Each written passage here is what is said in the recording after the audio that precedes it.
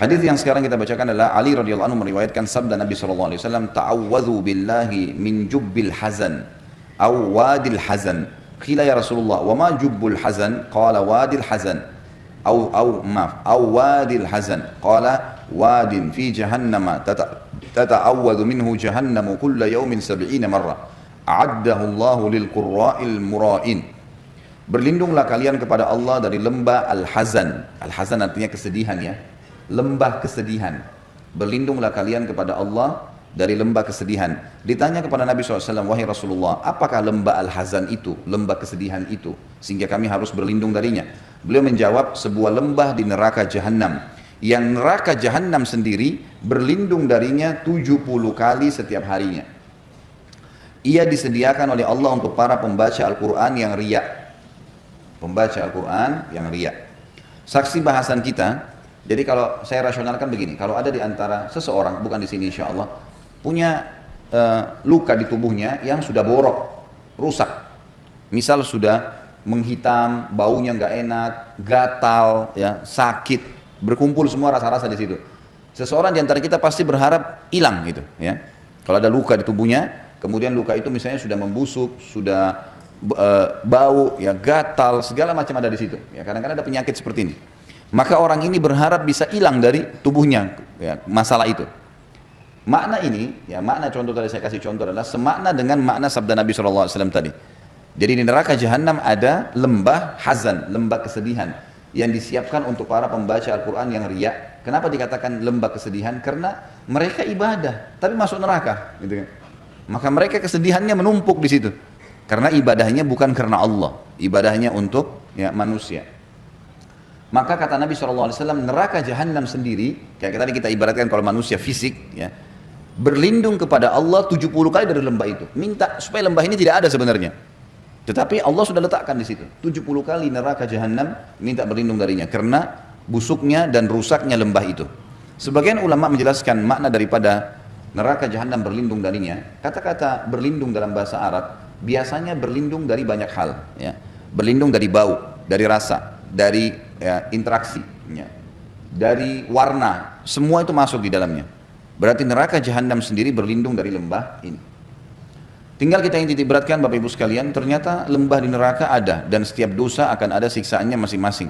Tetapi dalam hadis di sini penulis khusus mengangkat tentang masalah orang yang membaca Al-Quran dan riya. Kalau misalnya orang berzina, orang pendusta, orang yang suka mengambil haknya orang lain, sudah jelas-jelas kesalahan. Kalau yang salah dihukum, wajar. Sekarang kalau orang yang beribadah, baca Al-Quran dihukum. Di sini sengaja penulis mengangkat hadis ini untuk memberikan gambaran kalau orang ibadah saja bisa seperti itu parahnya siksaannya, bagaimana dengan orang yang tidak beribadah. Dan kita ambil pelajaran juga Bapak Ibu sekalian. Ingat, tidak ada untungnya sama sekali. Enggak di dunia, enggak juga di akhirat. Kalau kita melakukan sebuah ibadah karena riya, sama sekali enggak ada untungnya.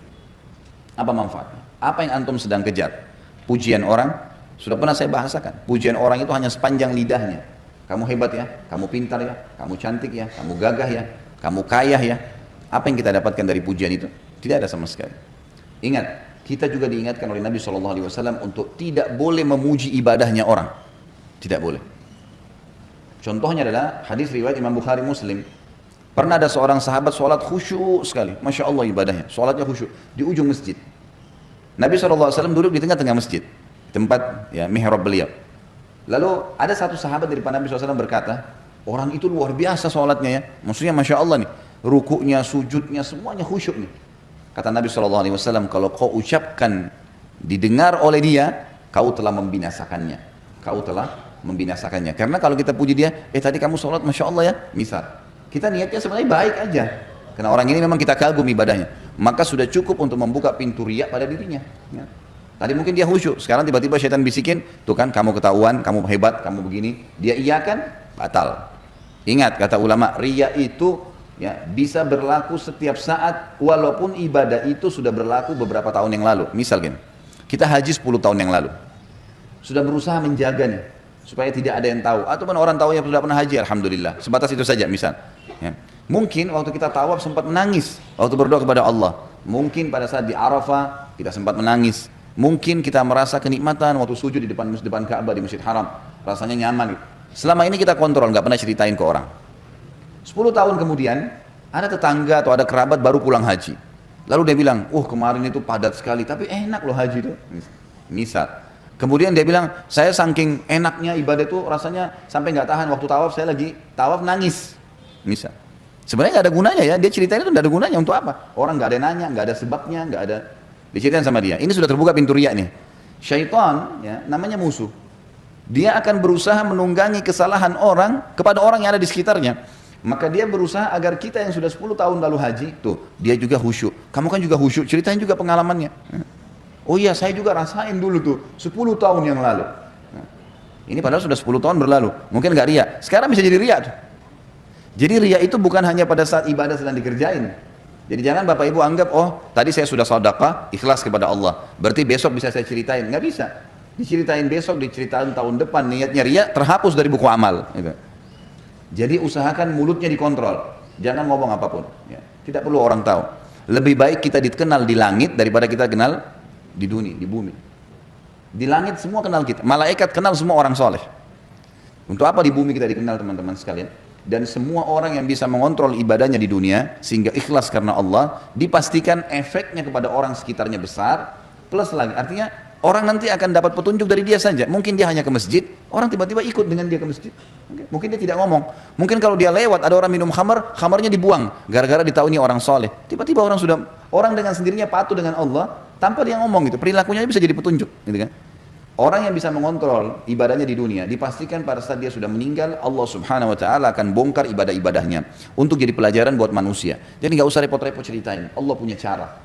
Kisah orang-orang soleh yang dinukil kepada kita, banyak sekali kisah mereka. Bagaimana mereka menjaga keikhlasan, Allah Subhanahu Wa Taala ya abadikan keikhlasan mereka itu.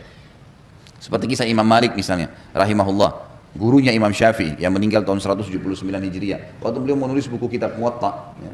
Kitab Muwatta yang tadi salah satu hadis yang disebutkan di sini diriwayatkan oleh Imam Malik dalam kitab Muwatta. Dan kitab Muwatta salah satu dari 9 buku hadis yang dijadikan sebagai rujukan umat Islam. Ringkas cerita waktu beliau nulis Muwatta, rupanya satu orang, beliau di Madinah.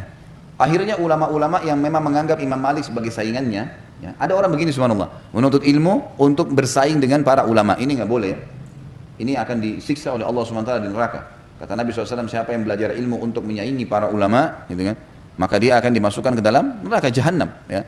Nggak bisa ini. Yang jelas Imam Malik rupanya waktu menulis kitab Muwatta, dan buku ini adalah hadis-hadis yang dihafal oleh beliau, maka banyak orang-orang yang merasa saingan dengan Imam Malik menulis juga dan menamakan juga buku mereka Muwatta. Sampai kalau nggak salah itu ada 1000 buku Muwatta. Murid-muridnya tanya, wahai Imam, ini semua orang-orang pada saat dengar Anda tulis kitab Muwatta, mereka pun berlomba-lomba menulis, dan mereka bukannya nyari nama lain, emang mau ingin Imam Malik gitu. Banyak sampai 1000 buku ini. Buru-buru menulis. Kata Imam Malik, maka lillahi fahuwa baq. Mana yang ikhlas karena Allah pasti itu yang akan kekal. Betul subhanallah. Pada saat Imam Malik meninggal, dan ini ulama-ulama juga meninggal, gitu kan? Buku yang tertinggal sampai hari ini hanya satu kitab Muwatta. 1000 buku hilang, nggak tahu kemana. Gitu kan? Sebagian ulama sejarah mengatakan hanyut di lautan di Irak pada saat suku Tatar atau Mongolia datang yang menyerang Irak, Baghdad, ibu kota Abbasiyah pada saat itu. Tapi yang jelas orang kalau ikhlas karena Allah akan sangat membantu dia beribadah. Ya. Kiat-kiat untuk ikhlas yang pertama adalah bacalah fadilah ikhlas itu. Ya, di antaranya hadis Nabi SAW yang berbunyi, Allah tidak akan menerima amalan, riwayat Abu Daud ini ya. Allah tidak akan menerima amalan kecuali yang ikhlas kepadanya. Innallaha la yaqbalu amalan illa ma kana khalisan liwajhi. Ya. Jadi iman tidak bisa. Kalau Bapak Ibu tidak ikhlas karena Allah, bukan karena Allah, pastikan percuma, nggak diterima. Ngapain kita keluarin energi, buang-buang waktu. Ya. Jadi tidak diterima. Makanya ikhlaskan karena Allah. Memang karena Allah perintahin saya kerjakan. Mau siapapun di sebelah saya nggak pusing. Ya. Ini kiat yang pertama, kenali fadilah ikhlas, dan memang dia syarat pertama diterimanya amal. Yang kedua, agar ikhlas adalah rahasiakan semaksimal mungkin ibadah-ibadah yang memang bisa dirahasiakan, kecuali yang kelihatan. Ya. Jadi kalau misalnya kita lagi ke majelis taklim begini, emang rame-rame, orang-orang sholat Idul Adha, Idul Fitri, laki-laki sholat Jumat, sholat 5 waktu di masjid, emang harus dilihat. Atau mungkin ada tamu di rumah, kita ajak, sudah azan, ibu-ibu misalnya ada tamu perempuan di rumah, udah azan bu, sholat yuk, nah, kita ajak sholat tamunya, gitu kan? Itu lain, sesuatu yang memang harus ada, tinggal kita mengontrol ya. Kita mengontrol bagaimana supaya tidak riak.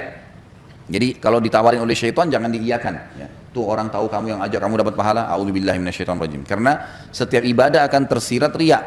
Nah, tapi kalau kita tidak iakan maka tidak jadi dosa, ya, tidak jadi dosa. Jadi kita harus rahasiakan. Misal ibadah yang dirasakan kayak sholat malam, kayak sedekah, ya. Apa sajalah ibadah yang kita kerjain. Nah, saya juga pernah singgung masalah haji dan umroh, ya. Jadi kalau orang sekitar harus tahu ya sudah, lihat nggak masalah. Tapi kalau iklanin, undang orang, ya. Kemudian pernah saya bilang itu orang kalau mau haji, pakai akhirnya ada istilah walima safar, ya. Walima itu istilah makanan untuk pernikahan dalam agama.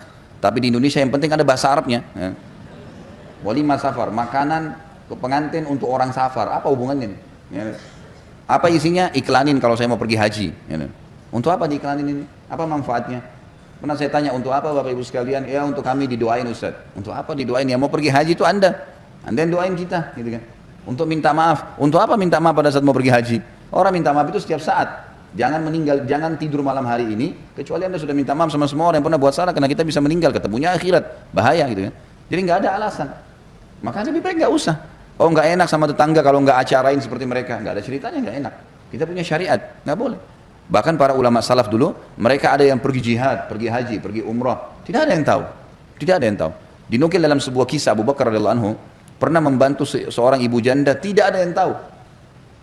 Umar bin Khattab radhiyallahu anhu menceritakan, di zaman khilafahnya Abu Bakar, beliau pun punya hajat. Beliau mengatakan saya punya hajat dengan Abu Bakar, kemudian habis sholat duhur, ngobrol-ngobrol, saya ngobrol-ngobrol dulu dengan beberapa sahabat, ya kan? Kata Umar, nanti baru saya mau nyusul Abu Bakar ke rumah. Abu Bakar sering habis jadi imam selama khalifah pulang ke rumahnya.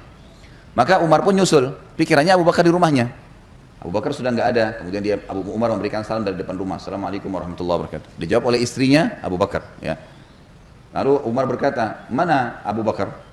Kata istrinya, Abu Bakar nggak pernah pulang di jam-jam seperti ini. Waktu seperti ini nggak pernah pulang. Dia biasanya pulangnya habis sholat asar baru pulang ke rumah. Duhur asar tuh nggak pernah gitu. Kata Umar, tapi kami menyaksikan dia selalu pulang ke rumahnya. Kata istrinya, tidak ada. Baiklah, Umar cerdas nih. Umar nggak begitu dia pulanglah ke rumahnya, sholat asar, ketemu sama Abu Bakar, nggak ditanya sama dia. Dia nggak nanya. Maghrib ketemu nggak nanya, Isya ketemu nggak nanya, subuh ketemu nggak nanya. Besok habis duhur, Abu Bakar untuk keluar dari masjid diikuti sama Umar diam-diam. Ternyata Abu Bakar jalan sampai depan rumahnya, dia lihat kiri kanan gak ada orang, terus lagi jalan lurus sampai ke ujung Madinah, jalan kaki sendirian. Sama Umar diikutin, ternyata di ujung Madinah ada satu rumah gubuk tua sekali. Abu Bakar pamit salam, terus ada seorang ibu tua jawab, lalu kemudian Abu Bakar pamit masuk ke dalam, diizinkan, masuklah ke dalam rumah tersebut. Umar menunggu di sebelah tembok rumah. Lalu Abu Bakar mengerjakan apa yang dia ingin kerjakan pada saat itu, kata Umar, lalu kemudian setelah Abu Bakar pergi, saya pastikan dia sudah jauh, lalu saya ketuk rumah itu. Lalu saya berikan salam, dijawab oleh seorang nenek, ya. Lalu saya bilang, ibu, apa ibu izinkan saya masuk? Kata ibu itu, silahkan. Ternyata Umar bilang waktu saya buka pintu, ibu itu tua, sangat tua dan buta matanya, sendirian tinggal di rumah itu. Lalu kata Umar, wah ibu, saya boleh nanya? Dia bilang, silahkan. Siapa tadi yang datang itu? Ya. Ibu ini buta ya, ibu ini buta, tua dan sendirian. Kata ibu itu, saya nggak kenal siapa dia, karena dia nggak pernah sebut namanya. Lalu kata Umar, apa yang dia lakukan di rumah anda ini? Dia bilang, setiap hari anak itu dari zaman Nabi SAW masih hidup, kan Nabi sudah meninggal, ini zaman kerajaannya Abu Bakar. Dari zaman Nabi SAW masih hidup, orang ini setiap siang datang ke sini membersihin rumah saya, buatin makanan buat saya, cuciin baju saya, dan siapin pakaian yang saya pakai untuk besok, setiap hari. Tiba-tiba Umar menangis radhiyallahu anhu, dan Umar mengatakan, dengan inilah Abu Bakar mengalahkan kami. Bayangin, dari sudah puluhan tahun melakukan tidak ada yang tahu. Umar pun tahu karena ngikutin, kalau enggak tahu. Ini membantu seorang yang sangat tua, raja pada saat itu datang ke rumah ibu janda dan bersihin rumahnya, sapu-sapu dan seterusnya. Dan setelah Abu Bakar meninggal, Umar melakukan hal itu. Terus saja beliau mencari orang-orang janda-janda yang susah, dibiayai, dibantu gitu kan. Dan setiap kali selesai dia mengatakan, inilah pelajaran dari Abu Bakar, inilah pelajaran dari Abu Bakar gitu. Ini contoh-contoh, ini salah satu contoh saja bagaimana mereka bisa mengontrol dan menjaga itu. Jadi kiat yang kedua harus merahasiakannya. Renungi sebuah hadis riwayat Imam Muslim yang berbunyi, kata Nabi SAW, Innallaha yuhibbut taqiyul ghaniyul khafi. Allah sangat cinta dengan hambanya yang taqi. Taqi itu bertakwa. Diperintahin apa dikerjakan, dilarang apa ditinggalkan. Ghani, orang yang kaya dan suka bersedekah, ya. Suka membantu orang-orang susah. Dan yang ketiga khafi, suka merahasiakan ibadahnya. Allah cinta dengan orang seperti ini. Gak ada yang tahu. Ya. Sampai kata Nabi SAW, bisa saja orang-orang yang rambutnya berantakan, penuh dengan debu badannya, tapi kalau dia bersumpah atas nama Allah, Allah terima doanya. Jadi jangan pernah anggap remeh. Hasan Basri pernah mengajarkan kepada kita Bapak Ibu sekalian, waktu membahas masalah definisi tawadhu. Tawadhu itu merendah karena Allah. Karena kata Nabi SAW, "Man tawadha'a lillah rafa'ahullah." Siapa yang merendah karena Allah, Allah akan tinggikan derajatnya. Lalu para ulama waktu itu di Irak ngumpul, di kota Basra ngumpul. Biasanya para ulama ini mendiskusikan tentang hal-hal yang mungkin ada masalah sedang dihadapin, atau sebuah poin mungkin bagi orang awam tidak terlalu penting, tapi bagi para ulama penting. Waktu itu mereka sedang membahas apa definisi tawadhu. Apa sih tawadhu itu? Maka para ulama masing-masing berikan definisi. Hasan Basri diam, rahimahullah. Kemudian tiba-tiba selesai semua membahas, lalu mereka mengatakan, "Wahai Imam Hasan Basri, apa pendapat anda tentang masalah ini?" Kata Hasan Basri, "Kalian sudah terlalu banyak ngomong gitu. Sudah banyak definisi, tapi kalau kalian mau tangkap dari saya, ambil dari saya, maka ketahuilah tawadhu adalah jangan kau lihat muslim siapapun di depan mata kamu. Bagaimanapun jenjang sosialnya, ekonominya, fisiknya, kecuali kau mengatakan pada dirimu, dia lebih baik daripada saya. Maka secara otomatis kita akan merendah. Dan merendah ini akan membawa kepada ikhlas. Tidak akan riak, gitu kan. Biasanya orang riak karena dia merasa lebih hebat dari orang lain, maka dia menceritakan lah, gitu kan. Maka ini ada hubungannya. Bagaimana kita merendah. Jangan sampai kita menganggap kita lebih baik daripada orang lain. Dan ini masuk dalam poin ketiga. Untuk ikhlas adalah seseorang selalu merendah, merasa dirinya kurang dibandingkan orang lain dari sisi ibadah. Kata Umar radhiyallahu anhu, kalau seandainya kau melihat seseorang yang lebih tua, maka katakanlah orang ini lebih dulu hidup dari saya, maka amalnya lebih banyak. Dan kalau kau lihat orang yang lebih muda, maka katakanlah anak orang ini masih lebih muda, dosanya masih lebih sedikit daripada saya. Otomatis kita tidak akan merasa lebih dari orang lain. Orang lebih tua, kita merasa bahwasanya orang ini lebih dulu hidup, berarti lebih banyak amalnya. Yang lebih muda, berarti lebih sedikit dosanya daripada saya. Sehingga kita terus merendah. Makanya kiat ikhlas juga ini adalah merendah, tawadhu. Kita harus merendah, jangan merasa lebih hebat dari orang lain. Ada orang begitu subhanallah, dalam para penuntut ilmu, syaitan masuk di pintu itu. Merasa dirinya lebih hebat dari orang lain, gitu kan? Sehingga berat untuk belajar. Mau dengar ceramahnya orang lain aja nggak bisa. Gitu. Subhanallah, saya lihat sendiri guru-guru kami dulu di Madinah, sampai saya ambil pelajaran dari mereka. Ada satu syekh dulu namanya Syekh Atiyah, salah satu ulama Masjid Nabawi sudah meninggal rahimahullah. Beliau terkenal sekali dengan pemahaman fikihnya. Jadi kadang-kadang teman-teman mahasiswa ini pada ngumpul di majelis itu. Gitu. Kalau kami lagi duduk, kami lihat sendiri tuh. Ada syekh-syekh sudah doktor ya, sudah ngajar, sudah dosen, bisa dikatakan guru besar di kampus, duduk dalam majelis bersama kami. Duduk belajar. Mereka tidak merasa malu duduk bersebelahan dengan muridnya, kalau memang dianggap itu manfaat. Jadi luar biasa. Gitu. Mereka merendah ya, mereka merendah. Maka ini poin yang juga ya, harus dijaga. Jadi kita sembunyikan yang kedua dan yang ketiga kita merendah. Sehingga kita selalu terkontrol, tidak merasa lebih dari orang lain. Yang keempat, kontrol lidah, lisan. Kontrol lisan.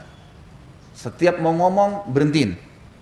Nggak usah ngomong. Apapun, pokoknya berhubungan dengan ibadah jangan ceritain. Jangan ceritain. Kecuali memang dalam keadaan-keadaan di mana kita pastikan tidak terbuka celah. Misal Bapak Ibu mau ceritain ke anak-anak, ya, anak-anak biasanya tidak jauh sekali kita dari riya, gitu kan. Nah, nanti sholat ya, ikutin ibu ya, gini loh sholatnya, ya kan. Kita didik, bapak, ayo nak ikut sama ayah ke masjid ya. Masjid itu fadilahnya besar. Rasulullah SAW bersabda begini misalnya. Maka kita dalam menghadapi anak kita nggak ada riyanya, ya nggak, bisa kontrol kan, otomatis ya. Atau kita menasihatin orang tua kita, saudara kita, agar dia meninggalkan satu perbuatan salah. Ya, saya yakin kita bisa mengontrol itu. Nah, kontrolan ini harus bisa kita milikin nih, gitu kan. Sebagaimana kita kalau nasihatin anak karena kita sayang dengan dia, maka kalau kita bisa mengontrol itu untuk semua muslim, maka positif, nggak ada masalah, gitu kan. Karena ada memang firman Allah Subhanahu wa taala, "Fa amma bi ni'mati rabbika fahaddits." Kalau nikmat Tuhanmu boleh kamu bahasakan, hai Muhammad, Nabi Muhammad SAW. Ulama tafsir mengatakan kalau ada seseorang yang kalau dia sampaikan pengalaman dia bisa memberikan manfaat dan dia bisa mengontrol riya, tidak masuk dalam riya yang dilarang. Tapi ini memang butuh ilmu iman yang kuat ya. Dia bisa memberikan gambaran-gambaran pengalaman-pengalaman dia yang memang tidak diikuti oleh riya. Jadi jangan juga Bapak Ibu langsung menvonis kalau ada orang yang menceritakan pengalaman dia lalu dianggap orang ini berarti buruk. Enggak. Bisa saja mungkin dia sudah sampai pada level itu. Memang dia bisa mengontrol sebagaimana dia nasihatin anaknya, gitu kan. Misal di kota Jakarta ini tidak ada yang ikut jihad. Sementara jihad sekarang sedang terjadi. Lalu dia sudah ikut, dia punya pengalaman, lalu dia membicarakan, ini jihad itu begini loh, saya hadir ke sana, saya rasakan begini-begini. Untuk motivasi orang dan dia tahu dia tidak, memang betul-betul ikhlas agar umat Islam ini ayo bergerak, misal, gitu kan. Maka itu tidak ada masalah. Sama halnya juga kata ulama, orang kalau menyampaikan program-program, ya, seperti sering saya bahasakan saya setelah mengambil fatwa ulama tentang bolehnya menyampaikan program. Kayak saya sering sampaikan ini ada program sosial Bapak Ibu sekalian seperti ini, seperti ini, seperti ini. Kalau kita nggak sampaikan orang nggak ngerti, gitu kan.